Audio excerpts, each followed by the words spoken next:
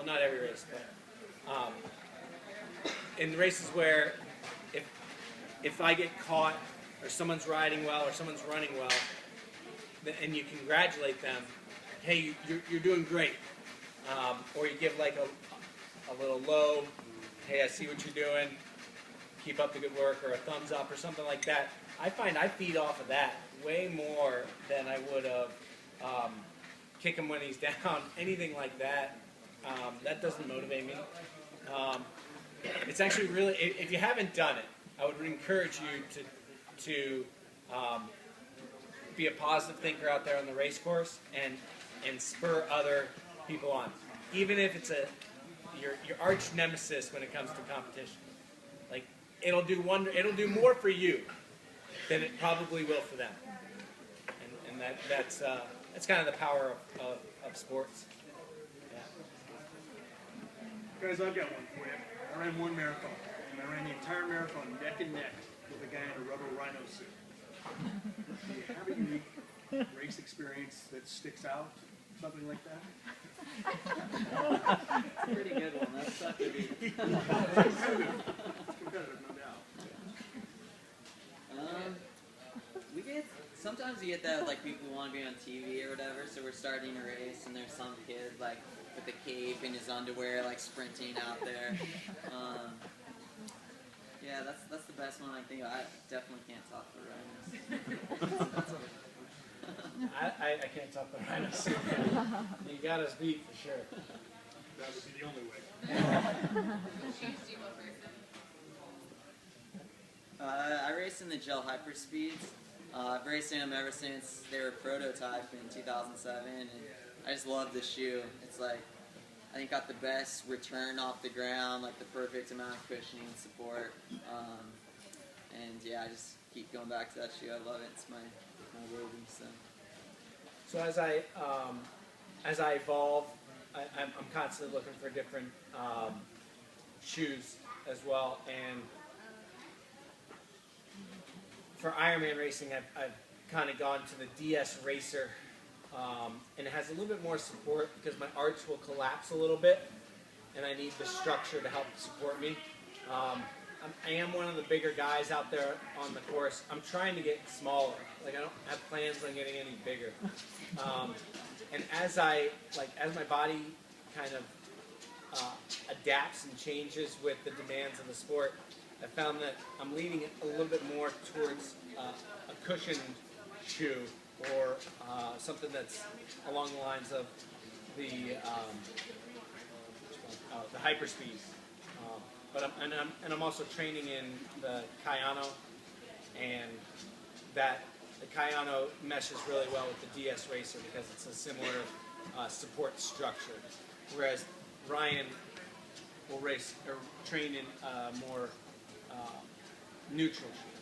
I think it's really important with your shoes, like, to have, they call it in surfing, like a quiver of surfboards. Like, I think you need the same thing in running. Like, I have a different shoe for what run I'm doing on that day. So if I'm just doing an easy run, I run in a shoe with a little bit more cushion, a little bit more support, like the gel Cumulus. If I'm like moving along, it's kind of like a moderate day, then I'll run in like these gel lights. They're amazing. I love that shoe for that purpose. And then if I'm doing a hard workout, it's like hyper speed, but it depends on the workout. If it's like a track session, I'll jump in the Piranha because that's even less shoe and I can run even faster in those. So it's like each shoe kind of serves their purpose. And the other thing I suggest, when I was in high school, I saw it as like a badge of honor. Like I would try and run my shoes like into the ground. Like there would be zero tread left on here, and I was like, look at this, it's so cool, I put like 1,000 miles on these shoes. And now I look at that, I was like, man, I was just asking to get injured is what was happening.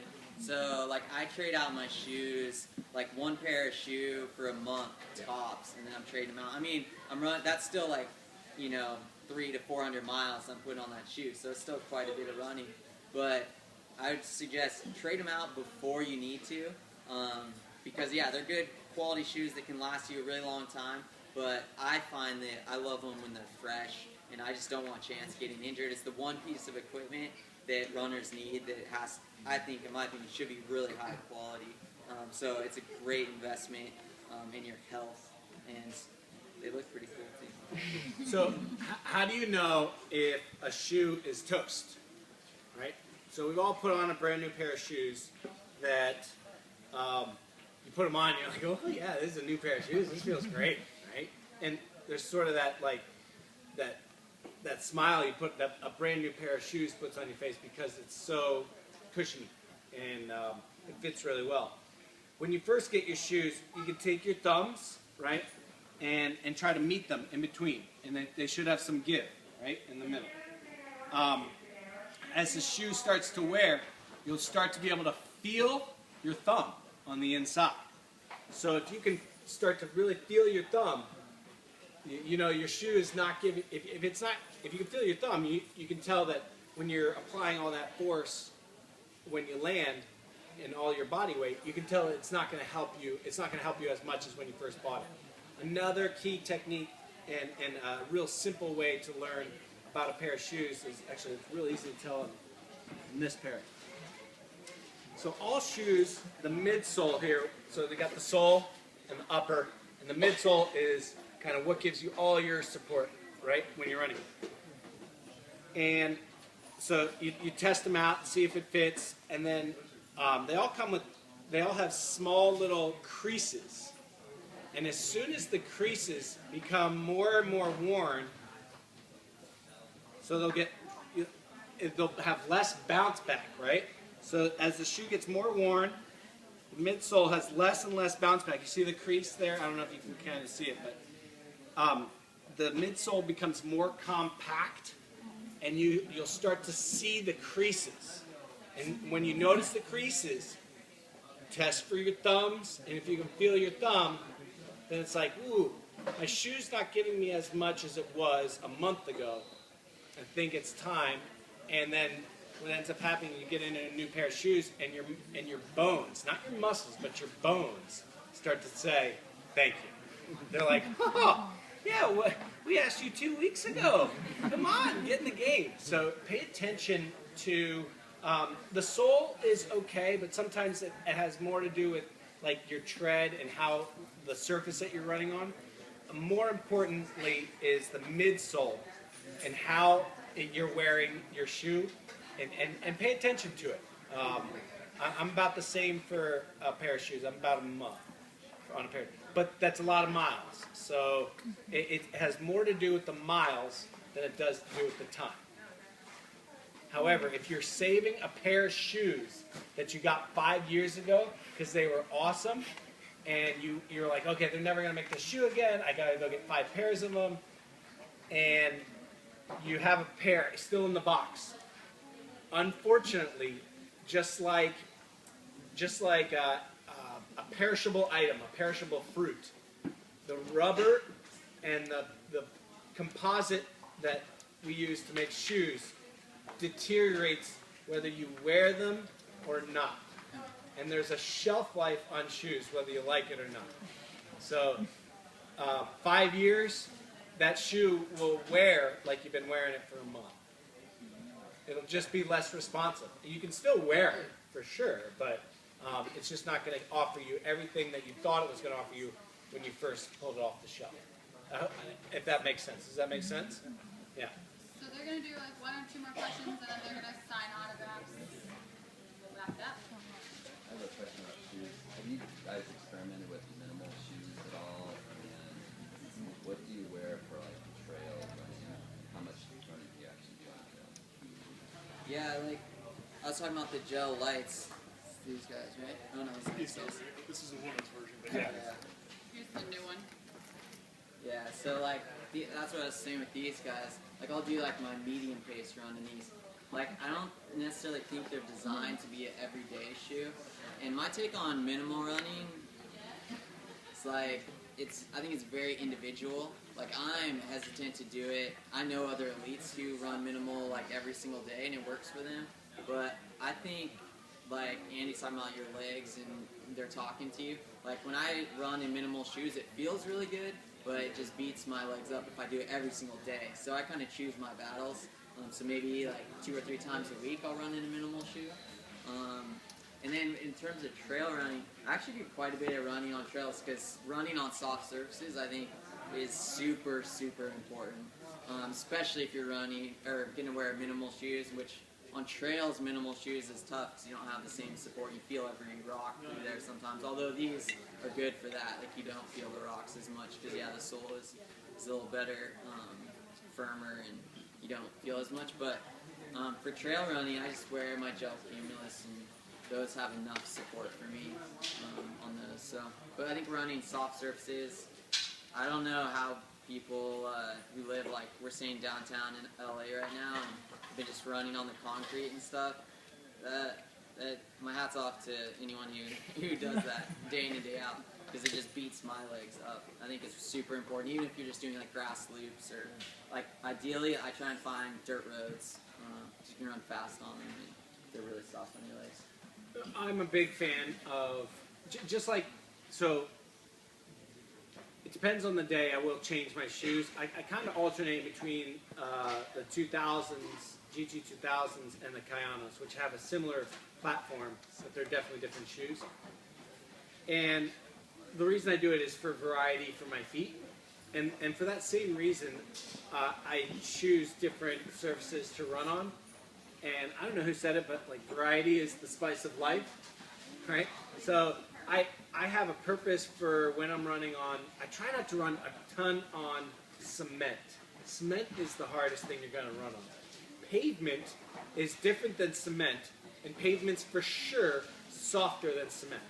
Okay, and then you go to like a hard packed trail, and then a soft packed trail, and grass, then probably sand. And I try to vary it up as much as possible, just for variety's sake. I also get a little bit different response from smaller muscles that may or may not be always firing, and it's paid off a little bit, you know, for that reason. But yeah, I have different shoes and I choose different places to run. Just mentally, it's a nice little respite. I think one thing too is like if you run minimal every single day, you kind of have nowhere to go. And what I mean by that, it's like in baseball, you see guys and they have like the weights on their bats before when they're warming up before they go to the plate, and then when they take that weight off, they're like, whew, like, oh yeah, this feels good. I feel super light, really like I can get around on pitches now. And it's the same in running. It's like if I've just been training in my Cumulus, which is still a light shoe. And then I strap on my hyperspeed for a race or a big workout that I'm getting up for. It's like, whoa, I feel good. And I think people forget about guys like Zatopek. He's like trained in the army, trained with boots on. And it's like that guy took his boots off and he felt like he was flying, you know. So I think there's something to be said for like not only the support that like training in a more cushiony shoe or a bigger shoe has, but also just like the mental aspect and how you feel when you finally do put on those really lightweight shoes. So I think that's something that kind of be lost in just like running minimal day in and day out. What type of cross training do you guys do besides running and biking? So there's a lot when it comes to just managing three sports, like swimming, biking, and running. But I actually do lift weights, and I do core exercises. So the core exercise I do will often take place on a physio ball.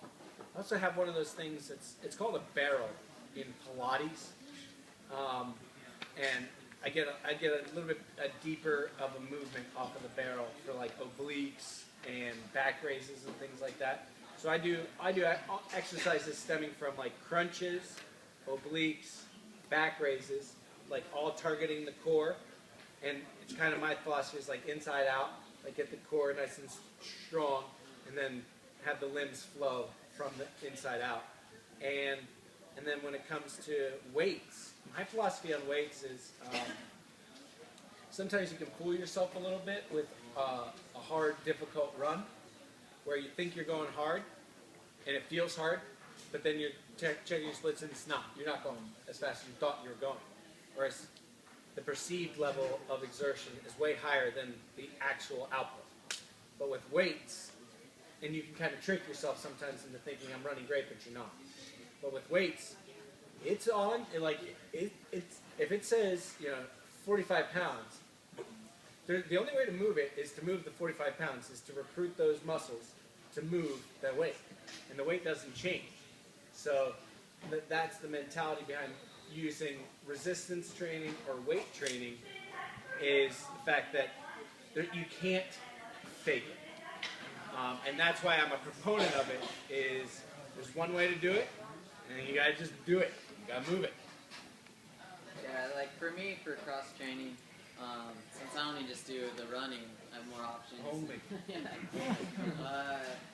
You know, like if I have injuries that pop up, then I'll like hop on the bike if I can, you know, if I'm not going to irritate the injury further.